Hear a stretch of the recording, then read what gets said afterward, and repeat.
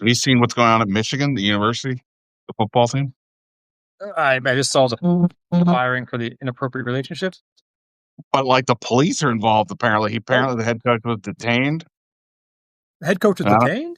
yeah, Oh, like yeah. detained because of a reaction that he had to being fired, or like I, detained as I, part of I, his inappropriate relationship. I think it's part of the inappropriate relationship. I only saw like the update while I was doing my podcast.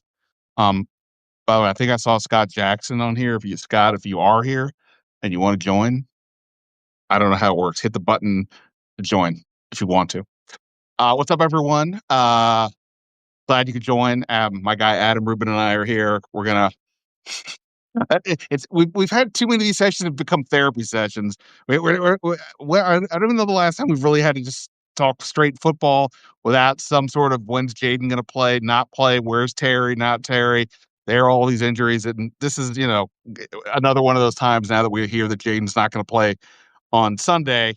Um, but it is what it is. So I wanted to have this open forum so you guys can ask whatever questions you want. We already got a few in the chat that I sent out, or in the thread that I sent out earlier today. And obviously, if you got more, please leave them in the comment section. If you even want to jump on and talk, if you're feeling brave, I'm not. We can discuss that as well. Adam and I were just discussing the news. So yeah. So are you looking it up or no? No, I hadn't. I Oh, was paying attention to your Substack. What are you talking? well, yeah. So the University of Michigan, it said today they fired their head coach, which seemed odd, just because didn't sense that he was like on the hot seat. And now apparently it's because of some inappropriate relationship, and now the police are apparently involved. And I don't know. Uh, Tough time to be a Michigan man. I was thinking on my phone. I was trying to think of the easiest way to look up. Go to Twitter. But I'm now thinking TMZ might be the place to go. So I'm checking TMZ, see if they got something. Yeah, I mean, I'm not laughing. I don't know what's going on. It's just there's always something going on with that crazy sport. Unfortunately, the thing that's always going on with this team that we talk about, the Washington Commanders, injuries, and specifically involving the quarterback. So if you didn't hear, Dan Quinn informed everybody today that even though he said on Sunday that Jayden Daniels was good to go back in after leaving the game when he fell on his elbow after getting blocked on after through the interception, gets blocked to the ground. We all saw it, lands on the left elbow, goes to the sideline, goes to the blue tent. He's listed as questionable, and then doesn't play. We find out post game. Quinn says could have gone back in. Okay, well, at least that's not you know broken arm or whatever. And now we find out a couple days later, yeah, maybe there was something else going on there. They had subsequent testing, and the subsequent testing suggested that he re-aggravated the injury. Now, Dr. Rubin, if you re-aggravate a dislocated elbow, does that mean you then dislocated the elbow again? Wouldn't No, that be the no? It's not. It's no, not. It's not what that means. I don't think that's what they would be saying. I mean, again, I'm not a doctor, though he called me Dr. Rubin. No, I would say, I think there's a little bit of, I guess, two things my guess would be going on here. One, I think he is probably sore. He got hit pretty hard. It seems like he's in a position where he could play in one of those times where they say if it were a playoff game, he'd go in there and play. So I think this might be a little bit of, do we want to risk additional injury? Were we wrong in thinking he was completely healthy and he could, contact ready? I mean, to me, when they say he's cleared for contact, I would think that means if he gets pushed to the ground while trying to stop a pick six, he'll be fine. It might hurt a little, but he doesn't have to go to the blue tent. He's cleared for that type of contact. I don't know whether this is a re-aggravation or they were wrong about him being fully cleared for contact, or there's just a different football way of saying that. But I would, when I was advocating for him to be playing, it would be once he's fully cleared and he could sustain those type of hits and not go to the blue tent. But I don't know if they're saying now, okay, he's not completely cleared for contact anymore. We think the same thing might happen again, or they're saying now we want to shut him down. I don't, I'm not, who knows behind the scenes what the real story is, except for you as the reporter back there. I don't know what you're hearing other than my conjecture. Well, did you didn't have to, it wasn't a homework assignment. Did you listen to the press conference? Yeah, but I don't know how much to take for how much to Oh, read into it or not. But I was there for the press conference. I asked questions during the press conference, and I still don't know if he's hurt. Like, yeah, I mean, like, again, I don't know that is he actually hurt or is it a pain thing? I'm not dismissing the pain. I and don't as I mentioned in the column I wrote the other day, I'm not a guy who says just go rub some dirt on it and don't worry about it. Like, I'm not that person. I do think that if he's healthy and cleared and all that, he should have been playing in these games and would say as much even if he's cleared again. But obviously, it's gets a little murkier here as we get going. But like, if he was cleared to play, that suggests there was no injury. Thus, whatever happened subsequently would be, and since there's no structural damage, it seems like it's like a pain thing, which is not nothing. I'm not saying that, but that's not the same as being hurt necessarily. So why why is he staying out now? The whole thing is very odd. I think basically I just said this on my podcast that it feels like in the moments that he threw the interception and then gets shoved to the ground, down already down 14 nothing, that that's the moment that the straw broke the camel's back. Like everybody has been putting on the brave face that this season, look, it's not what we wanted, but we're still doing this and that and the other. We're gonna forget. At that moment, I think everybody saw the whole thing go up in smoke, and I think they've to some degree lost their minds a little bit because I don't think they know what to do, would be my guess, which is honestly reasonable without knowing all the information. But it just feels like at that moment, everybody's brain kind of broke because you could just it could we were all saying after they lost a four in a row by 21, it's not going to get worse. You don't say that, but that's what people were saying. And then simultaneously, he throws a pick on fourth down and gets hurt. And I just think that, and by the way, just to add to it, because I asked Dan Quinn about this, I asked him, did the Seattle game injury factor in his decision here? He said, no, I don't believe that. No, I'm not saying he's lying. I just don't believe it. But also, it was only 17 to nothing in the third quarter.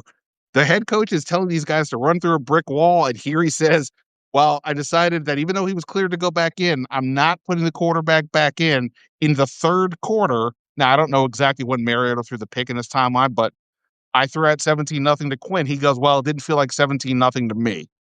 So I'm just like, well, wait, you're telling me now you decide to pull your quarterback this early as opposed to the last game where he stayed all the way to the end almost? Clearly Seattle factored in, and that's where I think all these things happening. I think it broke them for a little bit in real well, time at least. well, I was going to ask you. You said broke them. Now you're saying broke them for a little bit. I was going to ask if that's the case. If they were broken at 17-0 after 31-0, they would be broken even more. And what does that mean? What do you think it means for the rest of the season? If we have now a broken team, a broken coach, or just doesn't have the answers, doesn't know where to go from here, how does that play out to what they're going to do going forward? How does that play out to the locker room? Like, do the players feel the same way? If like, what vibe are you getting from that? Yeah, I mean, so we went into the locker room today, and there's always music on, so this is not like that. I'm not saying they were partying, but like it definitely didn't seem. If you didn't know anything, you wouldn't have thought this is a 3-10 team. I think individually, everybody's obviously smarting because this is not the year that anybody of them signed up for. But in general, I think they felt that everybody seems to be okay. But it doesn't matter what I see in the locker room because I would have told you the same thing last week, and they go out and lose 31 to nothing. So who knows you never know what's really going on with anybody. I mean, people are always good about putting on a brave face and that is not working out. But yeah, I guess that's what I mean. Like, I mean, I'm sure they're going to go out and keep trying and do all the stuff that you would hope a professional would do. I just mean though that like Dan Quinn's decision making here seems kind of inconsistent in certain ways. Like for example, again, I get it. Jayden is the quarterback, and the quarterback is the top of the food chain when it comes to what's most important.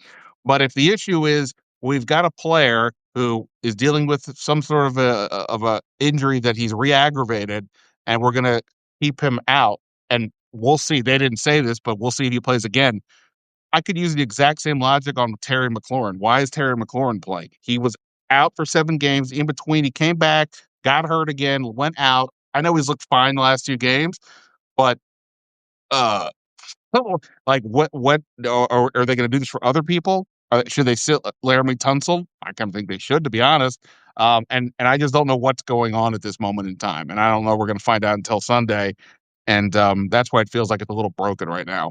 Again, I don't mean broken like fire everybody. I just mean I think that game it shocked everybody, Dan Quinn included, and that to see the game slip away as Jayden Daniels is hurt, I just think was think that was it for the brave face. I think. Well, I guess that leads me to a thought I had in going to the mailbag concept because people did send in questions. One question that Jim Farron wrote in about the coaching, you just touched on that, is to in his question, it seems like in recent weeks or maybe the whole season that the coaching staff has been getting out coached a lot of times by Shanahan offenses. So looking at these questions you're mentioning being broken, what do these last 4 games mean in terms of any potential changes that are coaching? What do you think that Josh Harris has any appetite, depending on how these 4 games go, to make any changes? We've already seen obviously the defensive coordinator being moved upstairs. That's but if Kingsbury, who previously was thought to be a potential head coaching candidate, what leeway would Dan Quinn have to start revamping the whole thing, or was it Josh Harris step in? What do you think these last 4 weeks could mean on the coaching possible changes? So well, let me ask you this. I mean, I know you're asking me because this is my thing, but like, what, like, I mean, you're a fan and a thinker like everybody else, or and you're not on here because I think you don't know what you're talking about right now. I mean, is Dan Quinn for you 2 years in? Last year was great. This year's terrible. Are you seeking a coaching change, or you're like, all right, you just everything was a mess this year, run it back? No, I wouldn't be seeking a coaching change. The team seems to love him. The players seem to play for him. That's why I'm just saying wondering whether these last 4 games, if anything changes in that regard.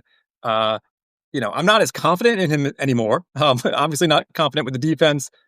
Not as confident in Kingsbury, but I don't know that it's necessarily a time to say he needs to be let go. I mean, that would just add a whole other level of instability with the team. So you got to weigh Yeah. that to what you think could actually happen with the new head coach. But I think there need to be actual, some significant changes. And also, this is all separate from Adam Peters. We can't let him off the hook for the state of the franchise. So it's also the roster and what do they have to work with. I don't know that Witt is necessarily a bad defensive coordinator. He just might have had the pieces to do what he wanted to do.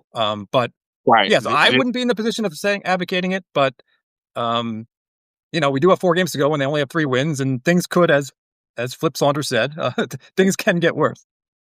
Well, yes. By the way, like, if we're talking like winners and losers, Joe Witt was a winner of this last game, right? Because okay, we're back. We're now off the Dan. It's better with Dan Quinn. I thought that logic was a bit flawed.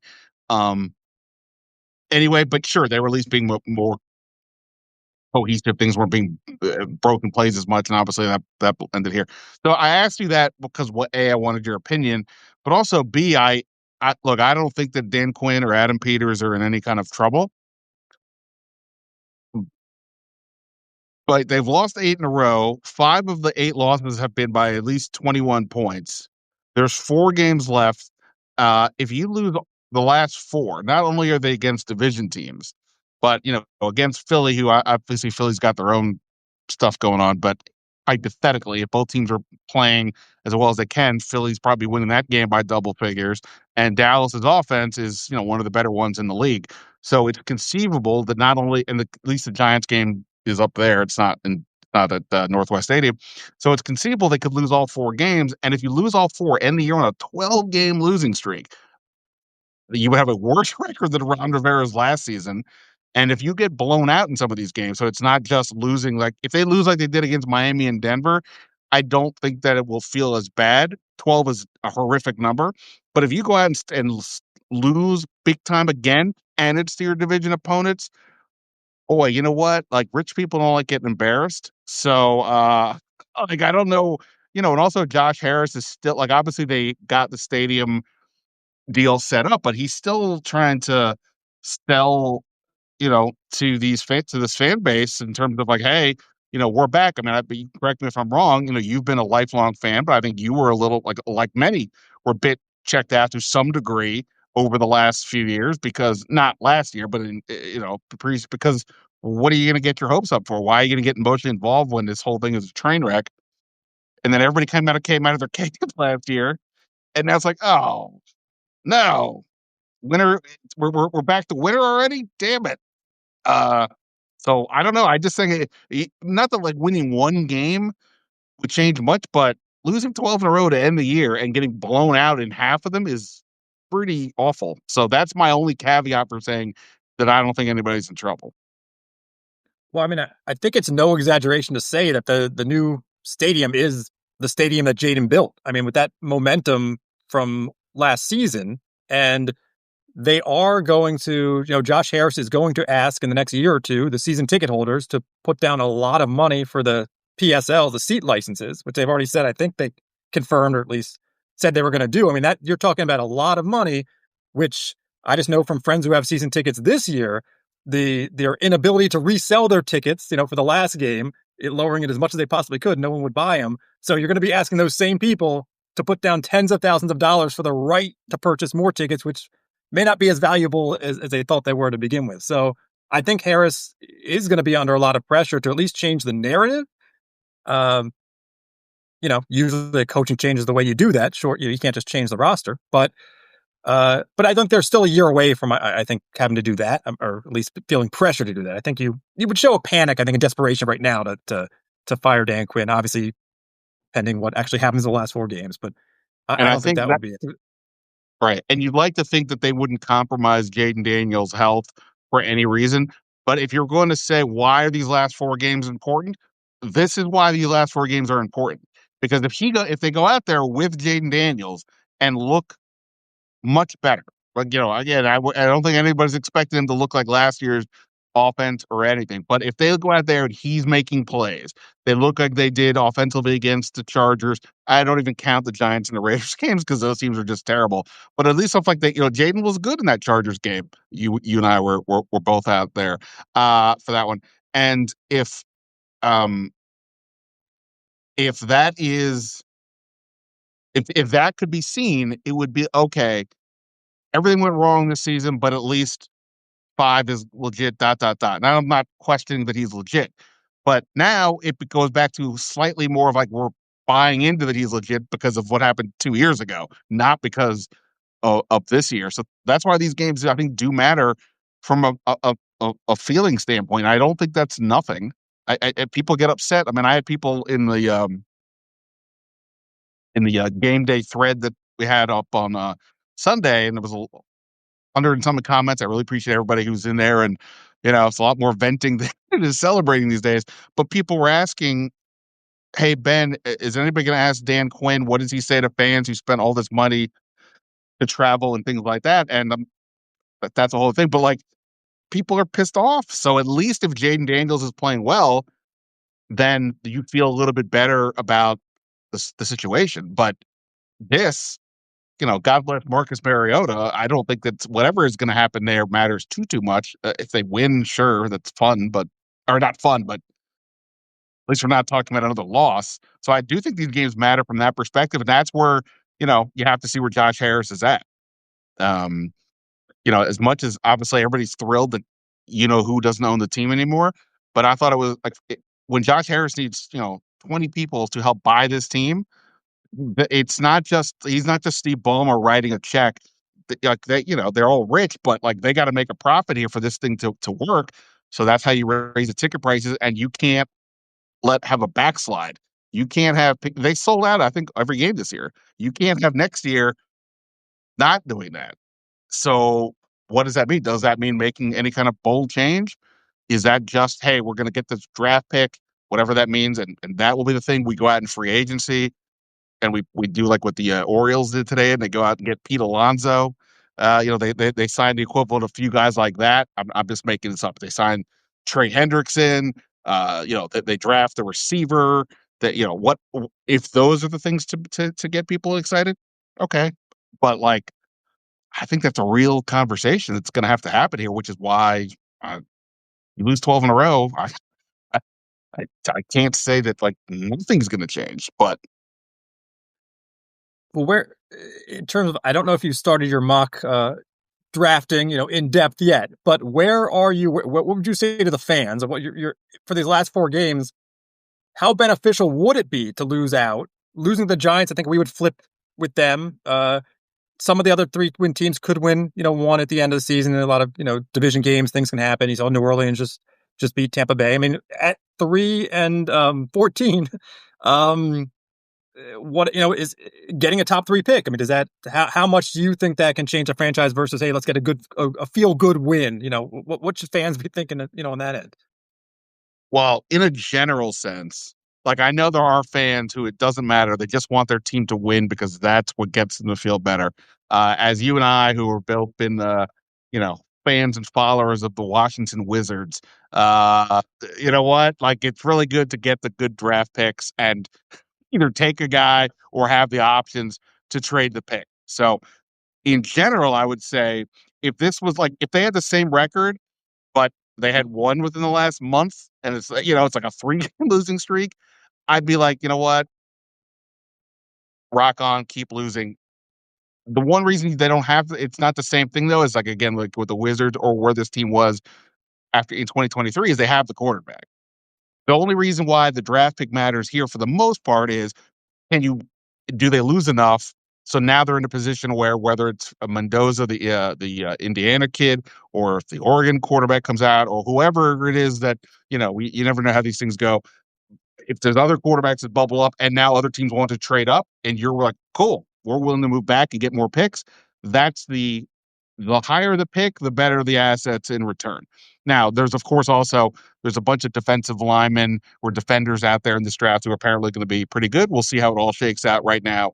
You can look at the various, you know, people's rankings and assess for yourself, but we know how these things can change dramatically over the next few weeks when they start the Senior Bowl and combine and all that. So that's the thing. I would say losing, sure, because you get the better pick. I just would feel like losing 12 in a row would be really, really bad. And again, these last four games against the division teams, it's bad enough to lose to the Vikings 31-0. Imagine they lose 31-0 to the Eagles or the Cowboys. Well, if it's the Giants, I mean, I don't even want to get into that scenario, but yeah. So that's my. I mean, where what as again as a guy who's lived through an NBA team, always in this position. Where are you at with like the idea of it's not for the feel. I mean, I don't care what the feel good, but I'm not an emotional fan invested, so I can't tell somebody how to feel. But where are you at on that?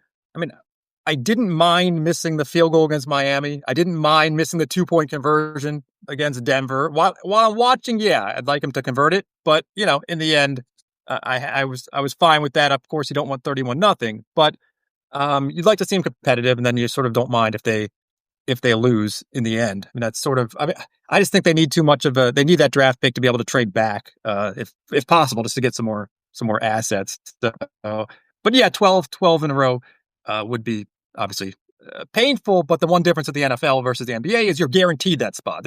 So if they do lose out, they're going to get that better pick. Whereas as we've seen with Washington, you can have the first or second worst record, and you get jumped. So yeah, so I'm sort of like I root for them to win, but okay, it's okay if they lose.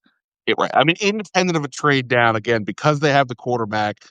If you want a quarterback, we typically know you've got to get as high into the draft order as possible. Everything else, it's all relative. Like at the 10th pick, you might be able to get the first cornerback off the board, right? Or the second receiver could be there. So it's not like whereas like in the NBA, if you want a different difference maker, you better be in the top few typically. Um, and go from there. Uh, some here we had a question here.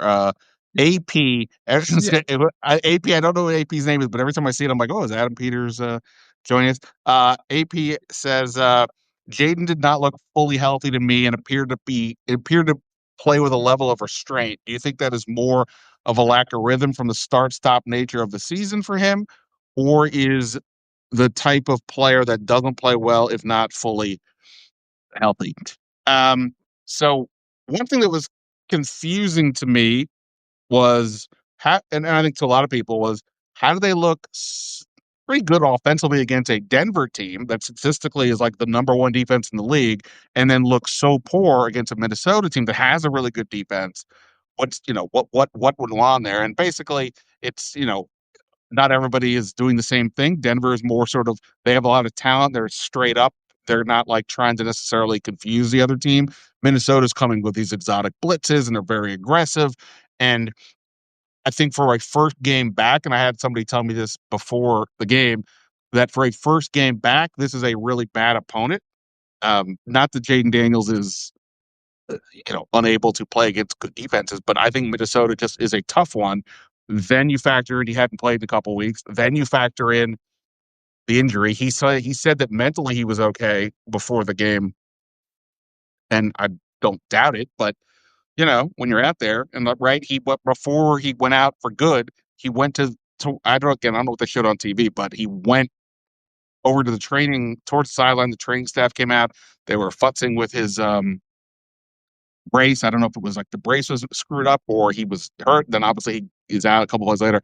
So I don't know that he was playing scared, but at the same point, or was confused. But it's a lot to put on somebody in that spot. And look, but here's the screwed up thing. I can't stand and when people give me the oh well, if just this had happened, like even like with this year, right? If Jayden doesn't fumble against the Bears, they win that game. If they convert the 2-point conversion against Denver, they win that game, et cetera. And all of a sudden, you have these things. No, I don't play that game.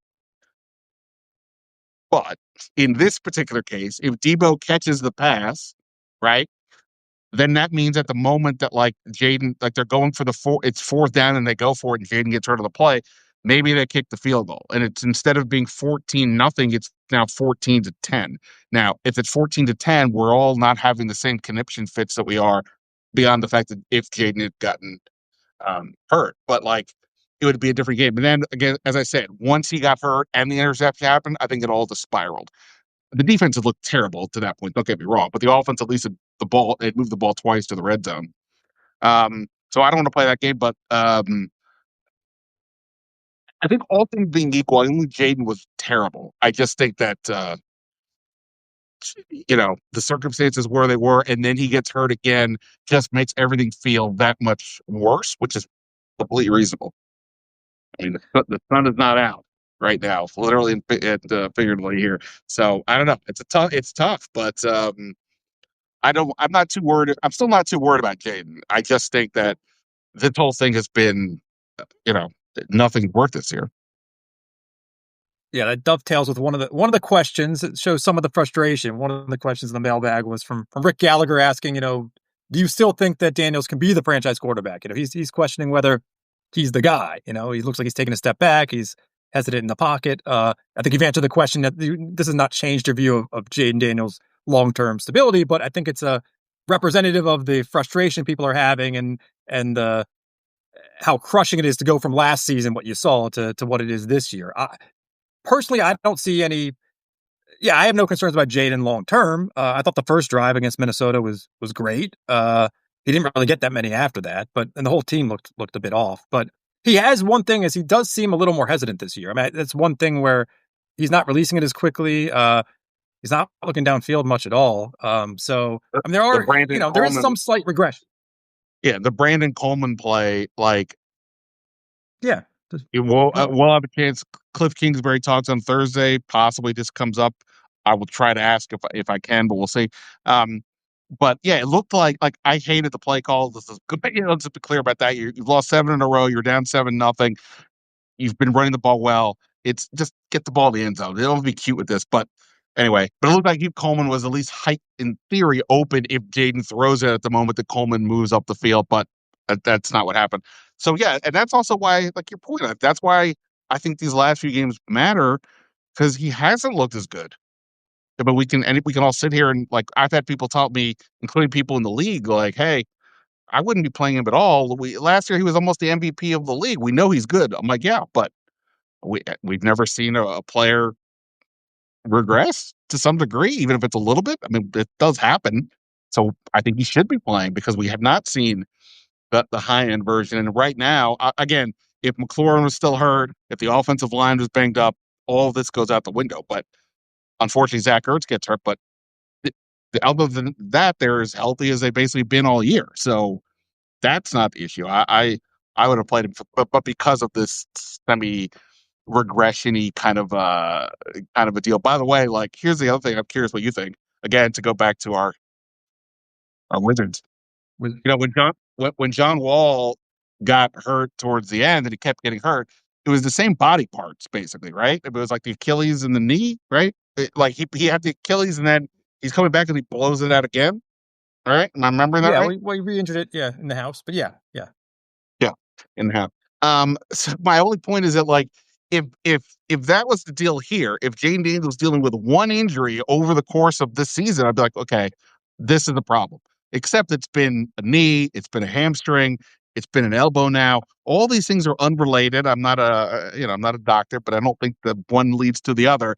So it is somewhat fluky. I know that's like it's fluky, or it's a sign that maybe we'll find out later that he is just unfortunate injury prone player. We'll see. But like it's not by the nature of the injuries, I'm less concerned if it was but unless it was like RG3. It was the knee. It was the knee, it was the knee, it was the knee. So that's different to me. And that's why it's like, okay, he's getting hurt, but I I don't think these things are related. So I can't be like that's why I don't have an issue playing him if he's cleared. But obviously that ain't happening right now. And by the way, just Adam's reading some of the questions to Adam's awesome for the mailbag, but and Robert here asked one. I'll get to the sec. But you got any questions? Please drop them in here into the thread. I've seen some familiar names on here, so I appreciate everybody coming in. By the way, it doesn't have to be about Jayden Daniels. It can be about whatever whatever you got. Did you have a, I got did I did you have a comment or do you want me to go with the question?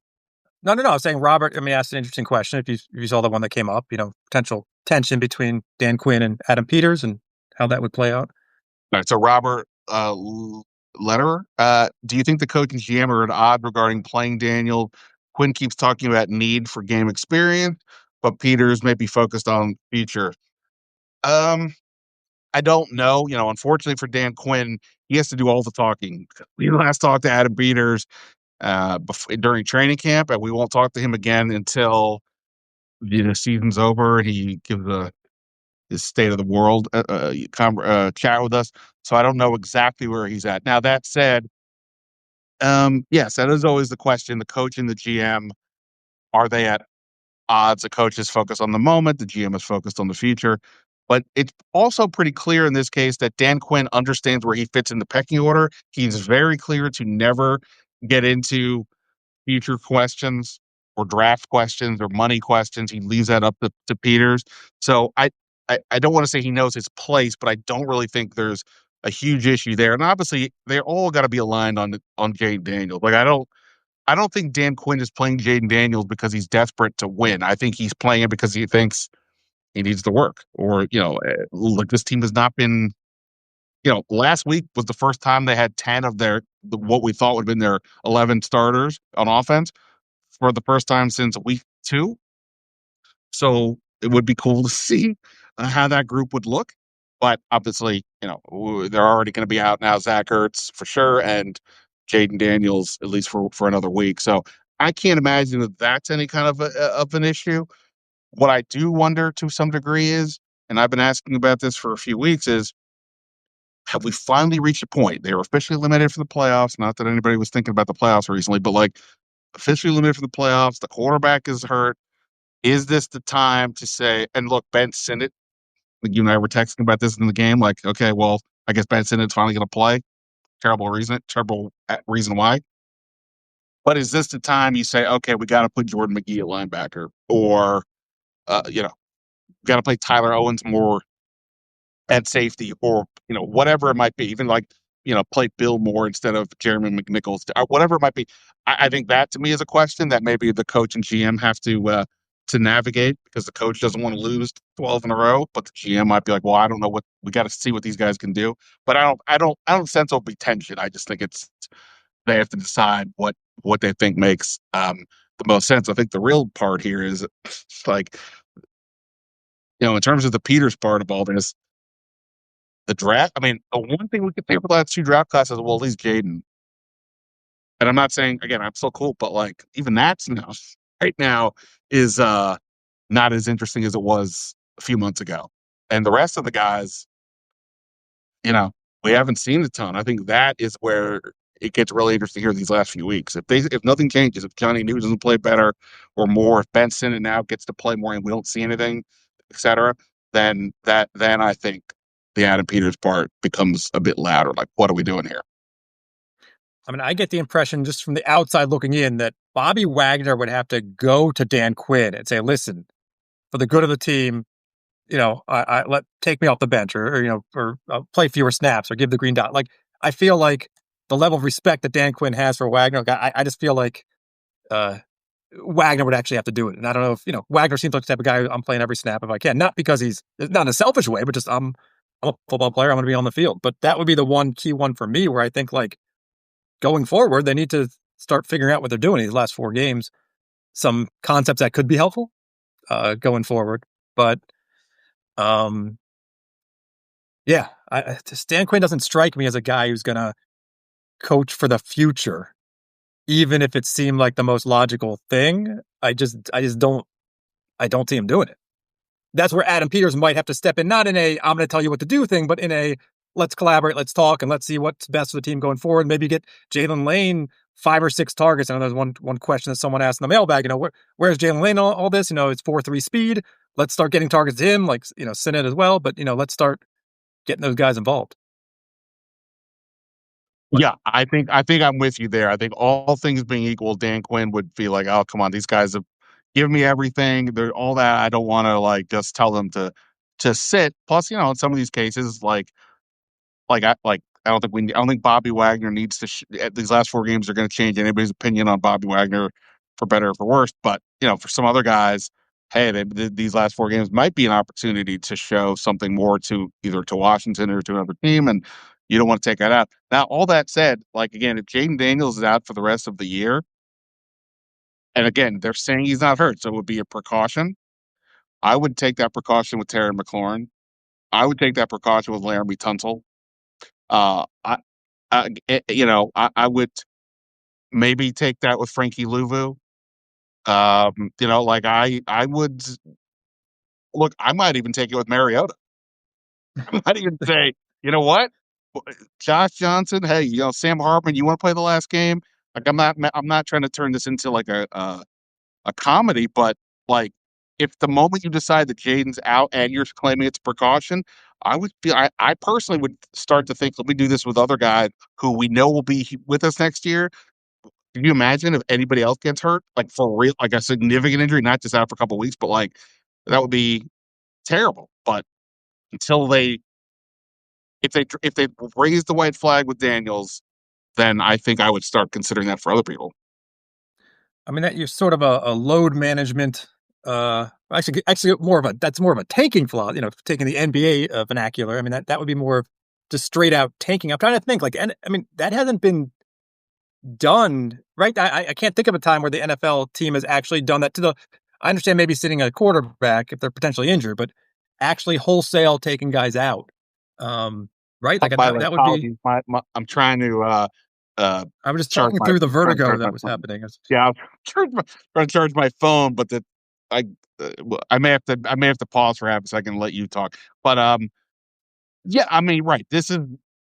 I mean, I'm sure some teams have done it to some degree because obviously, look, I mean, playing younger guys would be a logical Right. move. I mean, there's no reason. I think we got it. Laramie Tunsil's good. So even if it's like saying, hey, let's get Brandon Coleman back out there. Yeah, maybe tackle's not where we're playing him, but hey, he's played some tackle this year when he's had to. So maybe we'll put Brandon Coleman back there and get him some confidence. I think I'd be fine with that. And there's no real receiver equivalent for Terry, but and I know he's missed a ton of time. I'm sure the last thing he would want to do is not play. But again, if you start leaning towards the future, I wouldn't be. I personally wouldn't think that's a bad move. And yes, it has the added benefit of probably helping your cause with a draft pick. Well, we discussed Dan Quinn and all this, but what about, I mean, Cliff Kingsbury? I mean, how would you expect him to take that if you're taking away those pieces for him from the last 4 games? I mean, it would seem to me that he would not be happy about that. But that, he's going to want to have his guys out there because he's actually taken a bit of a hit just in general perception, this season. Even though the offense has been pretty good, yes, their running game has been like top 3 or 4, but it seems like a bit of smoke and mirrors. It's not like getting it done when it needs to be done, and they're not doing a high volume of running.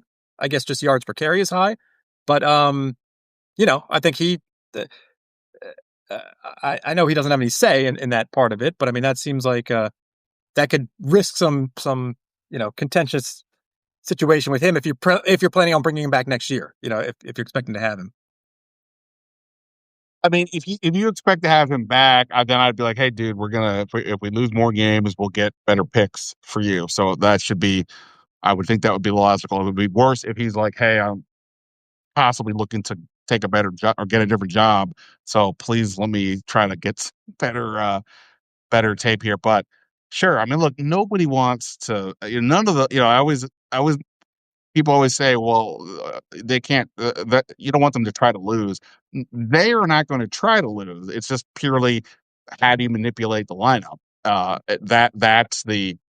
That's the subtle difference here that we're talking about. So it's not a matter of that they are going to purposely bomb things. It's just a matter of you know who do you have and what do you do to you know Yeah, move some I things around. I could see people, non-Washington fans looking at this discussion of what what can we do to make it more likely we're going to lose? They say, like, what have you been doing these last 8 weeks? I mean, do we really need to tweak the lineup to make it more likely that we're going to lose to the Cowboys and Eagles twice? But who knows? The younger guys might give them a better chance. And that's the other thing you find out sometimes when someone comes in, and that's how you discover a player. So even short of tanking, I think it would be a good idea to get those young guys in just to you know, see what they have. Otherwise, you get what? You get the 3 preseason games, and that's it. We need to. It's a big offseason. They How didn't many even free play. agents? They didn't play anybody in the preseason games. Right. But don't they have one of the highest number of free agents coming into the expiring contract? So it would seem like you can use these 4 games to figure out who is it you need to re-sign. Who are the young guys who you think you have some potential, so you can let go maybe one of those older guys you don't need, Jonathan Jones or whoever they decide because they have a younger player to come in like that. That's just Right. sort of from the outside looking in how to use it. We're not even just talking about starters. They need a bunch of new starters, but the depth is the real story for the season, frankly. I mean, the injuries exposed the lack of depth, which last year it wasn't exposed, but it was still lacking. This year, especially at receiver, it was the injuries just crushed them because they didn't have guys ready to step up, as we saw. I mean, again, the fact that Chris Moore had been playing as much as he was, and then when Noah Brown comes back, he's the one that gets cut, says everything it is about where that room was. So you need to find guys not just for the 22 starters. You need to find guys to be in there for, different packages or in case of injury. So there's a lot of reasons to play some of these other guys, for sure. All right. I appreciate everybody here. I appreciate Adam's time. I am gonna call it here. I will take some of these questions in mailbag, maybe even make up some fake questions to answer. But if you do have any other questions, you can drop them into the thread that I posted earlier, the mailbag thread talking about this chat as well. If we didn't get to anything or something we said today sparked another thought, put it in there. I'm not going to probably get to this tonight, so I'll look at it tomorrow. So if you have still time to go do that. I appreciate everybody for jumping on here, staying with us. It's tough. I totally get it to stay emotionally invested when this thing has become such a dumpster fire, unfortunately. And, paying for a subscription to a team to talk about this probably is, for some people, doesn't always feel great, but we all know the deal. If you've survived this long after all this time, you're not going anywhere. And once we get to the offseason, I'm going to do tons of mock drafts. We'll talk tons about free agency and where things go from here. And that's when this nature of sports in 2025, the offseason often seems to be more interesting than the season, especially when your team is 3-10. So don't go anywhere. We got plenty more to do. And, who knows? Maybe we'll start a Wizards podcast. Who can say? We'll see. You guys rock. I really appreciate it. Thanks for being here, Adam. Thank you for helping out. Always, you're always a help, and that's it. I'll talk to you guys later. See ya.